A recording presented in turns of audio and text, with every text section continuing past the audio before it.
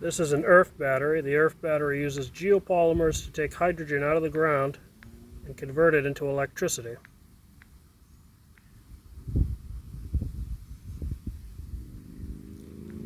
Getting a large voltage swing on this one.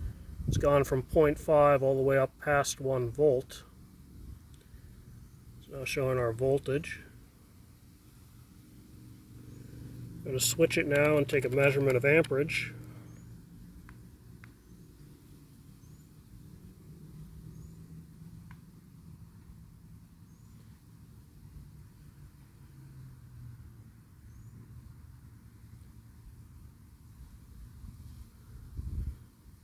.372 milliamps.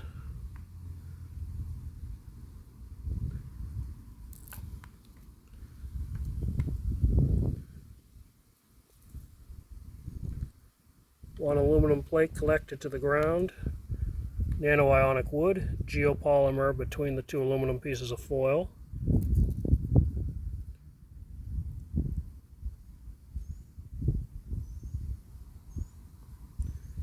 And there's our amperage back again.